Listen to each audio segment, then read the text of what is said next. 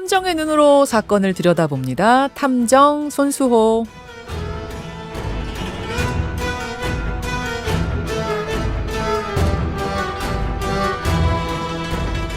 관심을 모으고 있는 사건을 보다 자세히 들여다보는 시간, 탐정 손수호. 오늘도 손수호 변호사 나오셨습니다. 어서 오십시오. 네, 안녕하세요. 오늘이 74주년 광복절 아닙니까? 네. 이제 뜻깊은 날인데 탐정 손수호 이 코너도 상당히 뜻깊은 날인 거 아세요? 네. 무슨 날입니까? 오늘 100번째네요. 네, 벌써. 코너 시작한 지 벌써 100번째, 100회가 됐어요. 네, 그렇습니다. 오래 했네요. 그렇죠. 근데 이제 100회를 제가 100회 맞아서 쭉 한번 제목들을 보니까 안타깝게도 살인사건이 참 많았던 것 같아요. 그렇습니다. 그렇죠. 강력 사건이 많고요. 또 피해자가 있는 사건들이 많아서 예. 안타까운 생각이 들고 저는 사실 소재 고갈로 이 탐정 코너가 빨리 없어지는 게 좋다. 이런 생각을 하는데 그게 쉽지 않을 것 같습니다.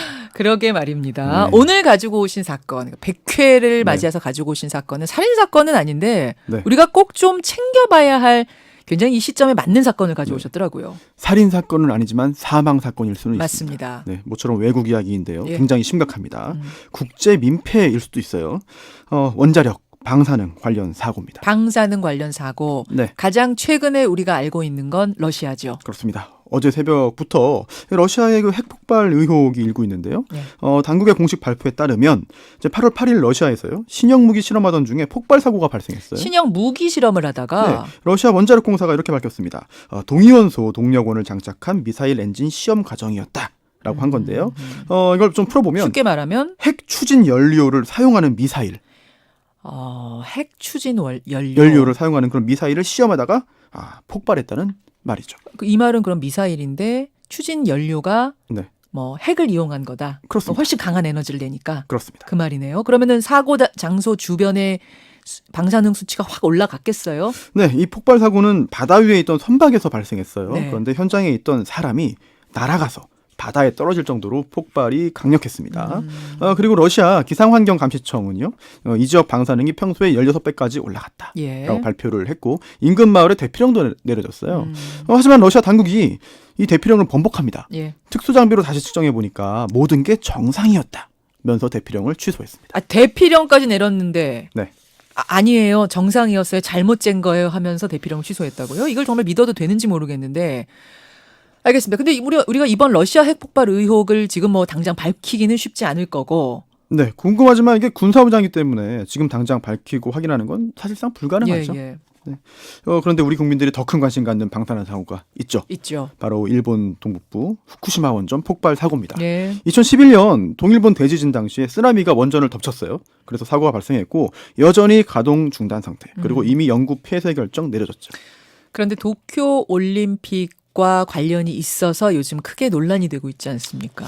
그렇습니다. 후쿠시마 원전 사고 당시에 이런 말을 한 사람이 있습니다. 네. 사실상 일본 국토의 20%를 잃어버린 것이나 다름없다. 음흠. 이게 누구냐면 환경단체 사람이 아니고요. 바로 간 나오토 일본 총리입니다. 예, 일본 예. 총리가 이런 말을 할 정도였어요. 예. 그만큼 이 사건의 여파가 매우 크고 또 오래 지속될 것이라는 거고요. 일본인들 역시 이걸 잘 알고 있다는 의미죠. 그런데도 일본은 내년 도쿄올림픽 출전 선수들에게 후쿠시마산 농수산물을 제공할 계획입니다. 게다가 이 원전 근처에서 성화봉송도 하고요. 네. 뭐 야구를 비롯한 뭐 일부 경기를 근처에서 치른다고 해요. 과연 안전할지 심각한 의문이 제기되고 있습니다. 그러면서 뭐 올림픽 보이콧 얘기까지 나오는 이런 상황이에요. 네, 그런 얘기 나오는 게 당연하죠. 뭐 사고 후에 조치가 적절했는지, 예. 일본의 방사능 안전 대책 믿을 수 있는지 살펴봐야 합니다.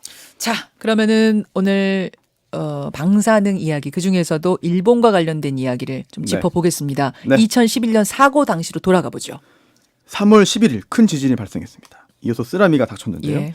13m를 넘는 높이의 파도가 원전을 덮쳤어요. 13m. 네, 그런데 그때 해안에 있는 그 방벽이 5.7m였기 때문에 원전이 다 침수됐습니다. 예. 그리고 지진에 대한 안전 조치로 원자로가 자동으로 이제 셧다운 됐어요. 그렇죠. 따라서 원자로 상태를 유지하기 위한 전력이 또 따로 별도로 필요합니다. 그런데 이 비상발전기의 변전 설비까지 다 침수가 되면서 작동하지 않았고요. 결국 발전소 전체가 정전됩니다. 그렇죠. 높은 온도의 원자로를 냉각시키는데 반드시 필요한 전기가 끊겼기 때문에 노심 온도가 계속 올라갔어요.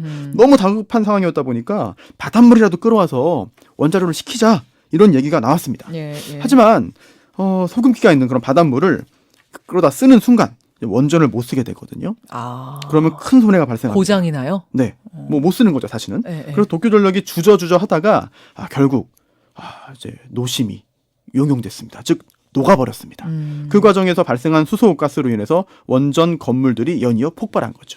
여러분, 그러니까 원자로는 계속해서 뜨거운 상태잖아요. 그게 정도를 넘어가게 되면 폭발이 일어나는 거고, 그걸 식히기 위해서 계속 차가운 냉각수를 부어서 워워워워 식히는 건데, 네, 그걸 안 했으니까 결국 폭발이 일어나 버린 거죠. 그렇습니다. 예. 여러 개의 원자로가 동시에 녹아내린 건요.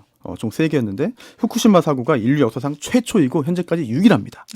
그리고 두 번째로 발생한 7등급 사고인데요. 첫 번째는 많은 분들 아실 겁니다. 막대한 피해를 이야기했고 지금도 이야기하고 있는 체르노빌 원전 사고죠. 사고. 네, 최근에 드라마로 제작돼가지고 더 큰 화제를 모았죠. 지금 들으신 바대로 천재지변이 아니고 이건 사실은 인재예요, 인재. 일본 스스로도 그렇게 분석을 했어요. 예, 예. 일단 침수 위험지대에 원전을 세우면서 전력 설비를 지하에 배치한 것.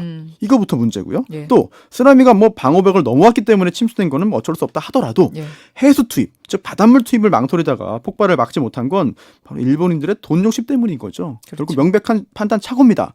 그리고 심지어 당시 도쿄전력은요, 나중에 책임지게 될까봐 정부에게도 이러한 정보를 제대로 전달하지 않았어요. 그렇죠. 이런 것들이 다 겹쳐지면서 큰 사고가 벌어진 겁니다. 근데 사실 발전 선비가 침수됐어도요, 원자로에 백업용 배터리가 있습니다. 예. 그래서 8시간 정도 여유는 있었어요. 그 안에 수습하면 됐습니다.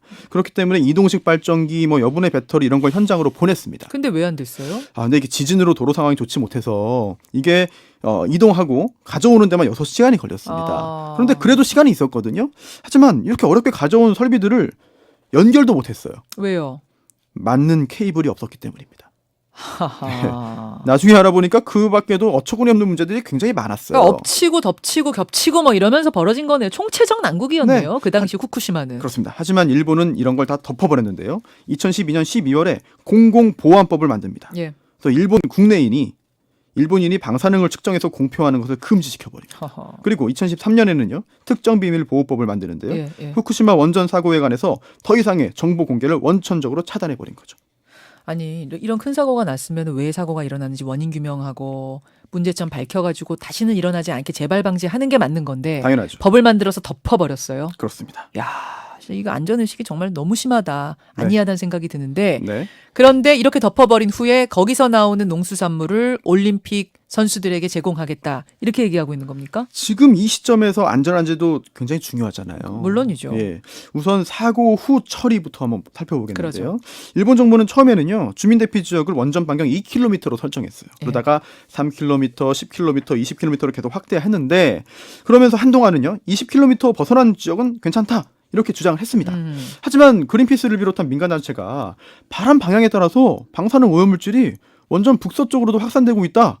이거를 증거로 보여준 겁니다. 그러니까 그때서야 그 지역 주민들을 대피시켰는데요. 당시에 일본 원자력안전위원회가요. 기상을 관측해서 오염물질 확산을 분석하는 프로그램을 가지고 있었어요. 네. 하지만 이거를 한 차례도 보고하지 않았습니다.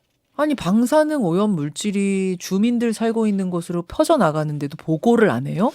이런 게 전부 다 범죄죠. 가능성이 있는 건데요. 근데 놀랍게도 검찰은요. 2년 동안 수사하고도 도쿄전력 회장을 비롯한 관계자 40명 전원에 대한 불기소 처분을 내립니다. 기소도 안 한다? 네. 거대한 쓰나미가 올 거를 미리 예견할 수 없지 않았느냐라고 하는 게 아니, 있는데요. 맞아요. 거대한 쓰나미가 올 걸 미리 예상은 못하죠. 하지만 그 뒤에 지금 허둥지둥 된 것들 봐도 이건 인재 아닙니까? 그렇습니다. 그래서 시민들로 구성된 검찰 심사회가 열렸어요. 예. 일본도 역시 검찰이 기소 독점권을 가지고 있는데요. 이걸 견제하기 위해서요. 고발인이 심사를 신청할 수 있고요. 여기서 불기소가 부당하다고 판단되면 기소하도록 이제 하는 거예요. 예. 이렇게 열린 검찰 심사회에서 업무상 과실치사 등의 혐의로 책임자를 기소해야 한다고 의결했습니다. 하지만 일본 검찰은 재수사를 하고도 또다시 불기소 처분. 또 불기소. 그러자 검찰 심사회가 또 열려서 2차 심사. 예. 결국 또다시 기소해야 된다는 의결. 결국 이렇게 하고서야 일본 검찰이 2016년 도쿄전력 전 경영진들을 기소했습니다. 아, 기소까지 되는데도 이게 한 5년 걸린 네, 거네요. 한참 걸렸죠. 한참 걸렸네요. 자, 알겠습니다. 이렇게까지 기소는 됐어요. 그러면 지금 오염 물질이 계속 나오고 있는데 네. 이 처리는 제대로 했는지 이게 의문입니다. 오염 지역 방사능 물질 제거하는 작업을 제염 작업이라고 하죠. 예.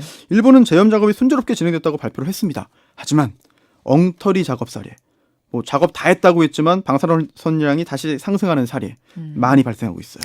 제염 작업, 오염을 제거하는 작업은 어떻게 하길래요? 저는 뭔가 일본인들의 대단한 기술이 있는 줄 알았습니다. 하지만 아니에요? 전혀 아니었고요. 그냥 방사능 물질로 오염된 지표면 흙을 긁어내는 작업이 끝입니다. 긁어낸 표토를 봉지에 담고요. 별다른 처리 작업 없이 한 곳에 쌓아두는 게 끝입니다. 저는 이 사진을 봤거든요. 혹시 지금 저희가 유튜브로 보시는 분들을 위해서 제가 봤던 사진을 좀 띄울까 싶은데 검은 봉지가 들판 예. 가득 자, 쌓여 있는 보이시죠? 거죠. 예, 들판에다가 검은 봉지가 지금 쭉 쌓여져 있는데 그 안에 들어있는 게 다 오염토라는 거죠. 긁어낸 그렇죠. 오염토. 네, 그리고 그 옆에서 태연하게 벼농사를 짓고 있죠. 네, 그리고 이 봉투의 사용 연한이 3년밖에 안 된다는 지적도 있습니다. 만약 그렇다면 그 후에 어떻게 할 것인가? 네. 자, 흙은 이래요. 그러니까 오염이 네. 됐을 거로 보이는 흙은 이렇게 처리를 했고 네. 방사능 오염 수 처리는 그러니까 물 처리는 어떻게 합니까? 이거 역시 참 심각한데요. 지금 이 계속 뜨거워지고 있는 핵연료를 식혀서 사태 역할을 막기 위해서 물을 계속 붓고 있습니다. 그러다 보니까 고농도 방사능 오염수가 지하수로 스며들거나 바다로 방출되고 있다는 지적이 계속되고 있는데요. 그런데 일본 정부는요. 사고 후 2년 반이 지나도록 오염수 처리를 도쿄전력에 맡겨놓고 신경도 쓰지 않았습니다. 또 여당인 자민당도요. 오염수가 증가하고 있다는 상황에 대응해서 조속히 대책을 강구하라라고 정부에 요구했지만 별다른 조치를 취하지는 않았어요. 그러다가 2020년 하계올림픽 개최지 선정이 임박했던 2013년 9월 오염수 유출 사고가 개최지 선정에 영향을 줄 수 있다는 분석이 나오자 그때서야 일본 정부가 대책을 마련하고 나섰습니다. 오염수 문제 해결 못하면 올림픽 개최지로 선정되는데 영향 줄 수도 있다라는 보고서가 네. 나오자 그때서야 대책 마련. 그렇습니다. 네. 자, 그럼 그 뒤로는 네. 오염수 관리가 제대로 되고 있는 겁니까? 그렇지 못할 가능성이 매우 큰데요. 커요? 오염수 처리가 굉장히 단순합니다. 뭐 별다른 게 없고 이게 방사능 물질 없애는 작업을 하고 있다고는 하지만 트리토늄을 비롯한 물질들은 완전히 제거되지 않아요. 그래서 네. 탱크에 담아서 보관하는 중인데요. 매일 발생하는 오염수의 양이 170톤이고요. 이거를 탱크에 담아서 다 보관하다 보니까 후쿠시마 제1원전 부지는 이미 다 가득 찼습니다. 즉 탱크가 약 1000개고요. 예. 이렇게 보관하고 있는 오염수의 총량이 115만 톤. 잠깐만요. 그러니까 매일매일 그 사고가 난 원자로에서 오염된 물. 왜냐면 여러분 더 뜨거워지면 폭발하니까 계속 식혀야 되잖아요. 냉각수 계속 넣어야 되잖아요. 그게 다 오염이 된단 말이죠. 그게 115만 톤. 예, 그리고 이게 계속 늘고 있어요. 2022년 되면은 이 탱크도 다 차게 된다고 보거든요. 도대체 그 다음에 뭘 어떻게 해야 되는가? 6년 동안 그냥 쌓아두기만 하다가 이제야 방법 찾는 겁니까? 사실 매사에 치밀하고 준비성이 철저하다는 그런 일본인의 이미지와 정반대의 상황이에요. 예. 네, 그동안 우리가 뭔가 일본에 대해서 너무 좋게 보고 너무 대단하게 보고 있던 게 아닌가 그런 생각이 들 정도인데요. 일본 정부가 고심 끝에 내놓은 5가지 방안이 있습니다. 5가지요. 이게 적합한지 한번 평가해 보죠. 그러죠. 첫 번째, 오염수를 정화해서 바다에 방출한다. 정화하면 삼중수소 외에 다른 방사능성 물질은 제거된다고 주장합니다. 이걸 또 깨끗한 물로 희석해서 삼중수소 농도를 기준치 이하로 낮춘 다음에 바닷물에 버린다는 거예요. 그런데 삼중수소가 인체에 미치는 영향이 상대적으로 적으니까 괜찮다는 건데 아니, 네. 아니, 상대적으로 적다는 거지. 인체에 영향을 안 미친다는 게 아닌데 그렇죠. 그거를 그냥 버린다고요? 그렇습니다. 두 번째 계속 들어보시죠.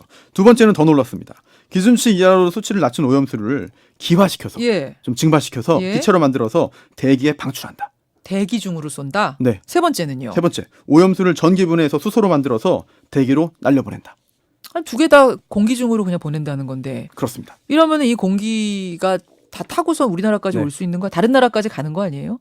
지구 전체를 돌 수도 있지 않겠습니까? 뭐 얼마든지 가능성 있는 거죠. 그렇죠. 또 지하 2,500m까지 파고 내려가서 흘려보내는 방법도 있고 또 시멘트와 섞어서 지하에 메우는 방법도 나오고 있습니다. 예.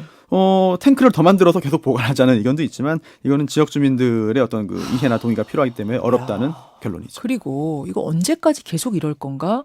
결국은 탱크 만드는 걸 이번엔 한다고 치더라도 언젠가는 이걸 처리해야 될 텐데 네. 이거 언제까지 이게 참 답답한 노릇인데 네. 결론적으로 이제 뭐 지금 안전한 겁니까? 아닌 안 한 겁니까? 어떻게 되는 겁니까? 일본 정부는 방사능 제거 끝났다고 발표했어요. 네, 그동안 진행한 작업으로 환경도 회복됐다고 했습니다. 하지만 뭐 그린피스의 3월 보고서에 보면은요, 그렇지 않습니다. 결국 피난구역 지역에서는요, 최소 22세기, 그러니까 2100년까지 일본 정부가 제염 기준치로 설정한 목표가 달성되기 어렵다는 그런 입장인데요. 오염지도도 만들었습니다. 도쿄신문이 작년 12월에. 예. 결과가 충격적이에요. 도쿄신문? 후쿠시마현뿐만 아니라 도쿄를 비롯한 광범위한 지역의 토양이 방사능으로 오염됐다는 조사 결과도 나왔죠. 일본 정부는 괜찮다고 하지만 국제 환경 단체 또 일본의 시민 단체, 일본 언론들은 오염됐다고 얘기하고 있고 어느 쪽 그렇습니다. 믿어야 됩니까 이거? 사실 더 무서운 결과를 소개해드리겠는데요. 이걸 가지고 판단하면 될 것 같습니다. 후쿠시마 현에 현민 건강조사 검토위원회가 있습니다. 2011년 사고 이후에 확인된 소아 갑상선암 환자가 197명, 이 중에 160명이 수시로 확진 판정인데요. 인구 1,500명에서 2,000명당 환자 1명 생긴 거거든요. 이게 전 세계 평균보다 무려 100배 이상 높은 발병률입니다. 발병률이 100배 이상 높아요? 네, 그렇습니다. 성인도요. 2010년과 2014년 비교해 보면 갑상선암 확진자 남성은 50% 이상, 여성은 2배 가까이 늘었습니다. 이럼에도 불구하고 후쿠시마 안전하고 거기에서 나오는 식자재를 올림픽 선수들에게 제공할 수 있다고 할 수 있는 건지 오늘 되묻게 됩니다. 탐정 손수호 변호사 수고하셨습니다. 네. 김현정의 뉴스쇼는 청취자 여러분의 참여로 이루어집니다. 트위터, 페이스북, 레인보우 게시판, 그리고 단문 50원, 장문 100원의 유료 문자 샵 1212, 우물정 1212 통해 참여하실 수 있습니다. 김현정의 뉴스쇼, 여러분과 함께 만듭니다.